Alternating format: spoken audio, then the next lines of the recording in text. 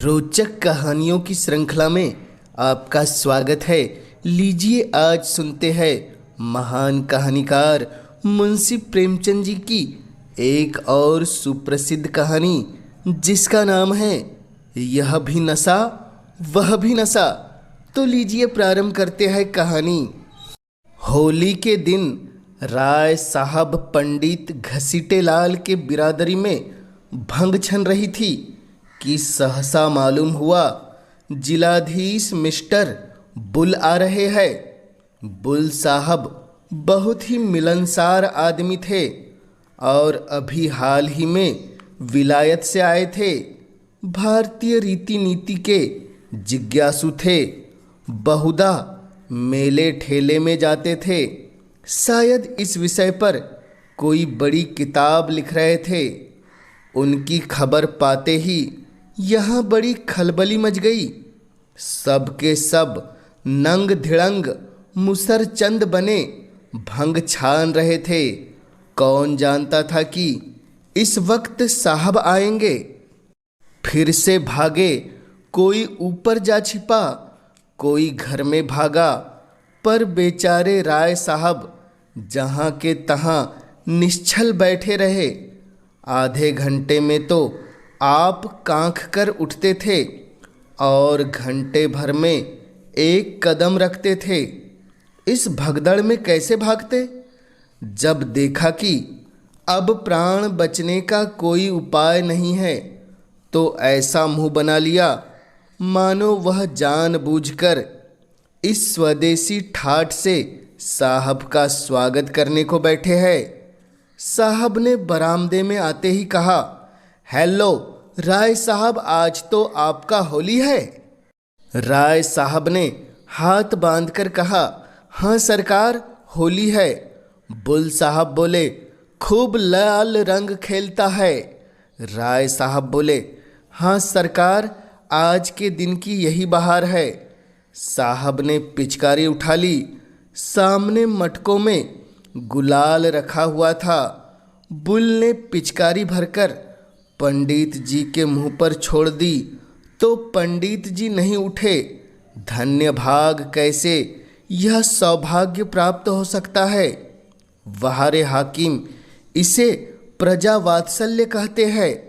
आह, इस वक्त सेठ जोखन राम होते तो दिखा देता कि यहाँ जिला में अफसर इतनी कृपा करते हैं।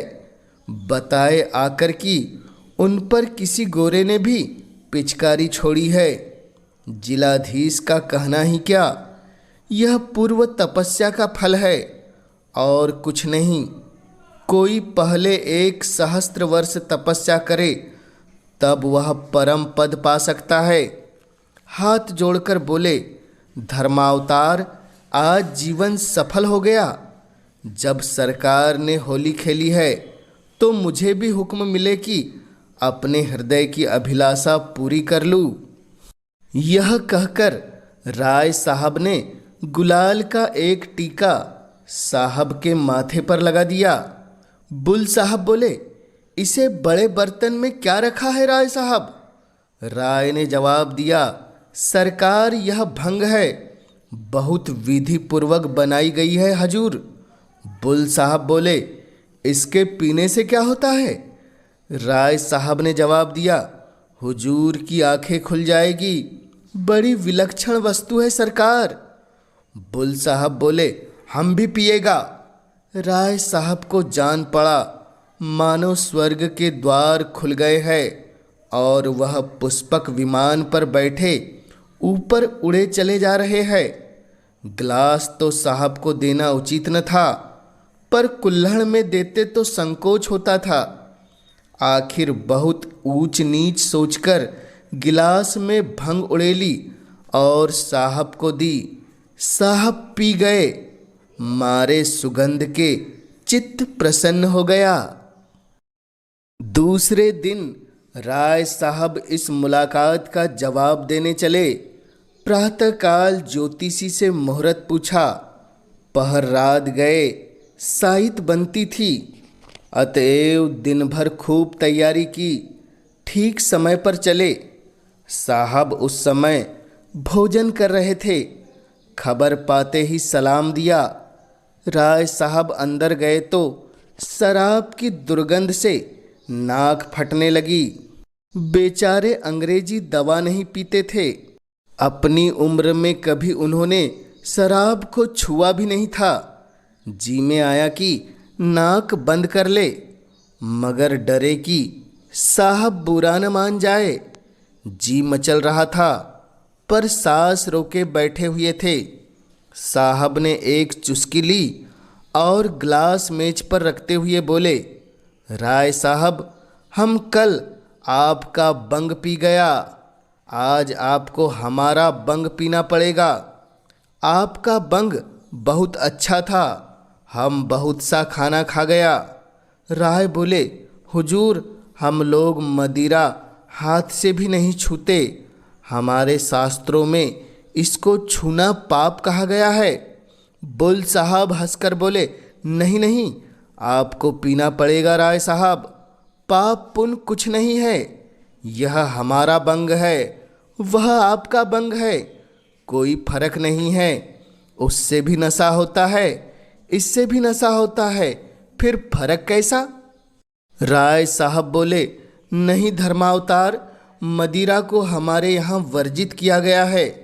बुल साहब बोले, ऐसा कभी होने नहीं सकता, शास्त्र मना करेगा तो इसको भी मना करेगा, उसको भी मना करेगा, अफीम को भी मना करेगा। आप इसको पिए, डरे नहीं, बहुत अच्छा है। यह कहते हुए साहब ने एक गिलास में शराब उड़ेलकर राय साहब के मुंह में लगा दी। राय साहब ने मुंह फेर लिया और आंखें बंद करके दोनों हाथों से साहब का हाथ हटाने लगे।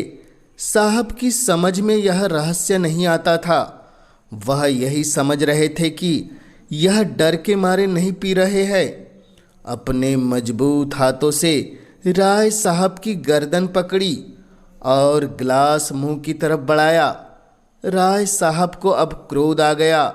साहब खातिर से सब कुछ कर सकते थे, पर धर्म नहीं छोड़ सकते थे। जरा कठोर स्वर में बोले, हुजूर, हम वैष्णव हैं, हम इसे छूना भी पाप समझते हैं। राय साहब उसके आगे और कुछ न कह सके। मारे आवेश के कंठ अवरोध हो गया। एक क्षण बाद जरा स्वर को संयत करके फिर बोले, हुजूर, भंग पवित्र वस्तु है। ऋषि मुनि, साधु महात्मा, देवी देवता सब इसका सेवन करते हैं।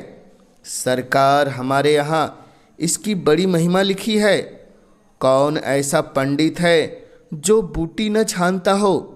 लेकिन मदिरा का तो सरकार हम नाम लेना भी पाप समझते हैं। मिस्टर बुल ने गिलास को हटा लिया और कुर्सी पर बैठकर बोला, तुम पागल का माफिक बात करता है। धर्म का किताब बंग और शराब दोनों को बुरा कहता है, तुम उसको ठीक नहीं समझता।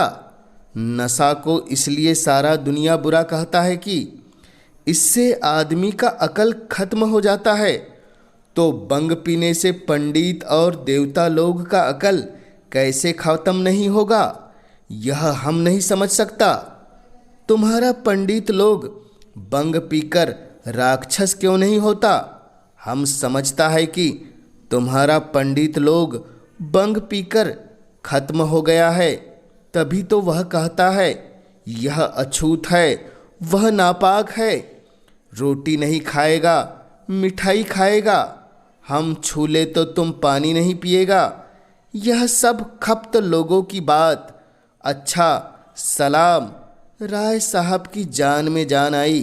गिरते पड़ते बरामदे में आए, गाड़ी में बैठे और घर की राह ली। यह कहानी आपको कैसी लगी कमेंट्स के माध्यम से हमें ज़रूर बतलाएं और जन जन तक हिंदी साहित्य की गाथा को पहुंचाने में अपना योगदान देने इस चैनल को अवश्य सब्सक्राइब कीजिए, ताकि आपके सहयोग से मैं हिंदी साहित्य की महान रचनाओं को जन जन तक पहुंचाने के लिए हमेशा उत्साहित रह सकूं। आप सभी श्रोताओं का पुनः इस चैनल से जुड़ने के लिए हृदय की गहराई से बहुत बहुत आभार।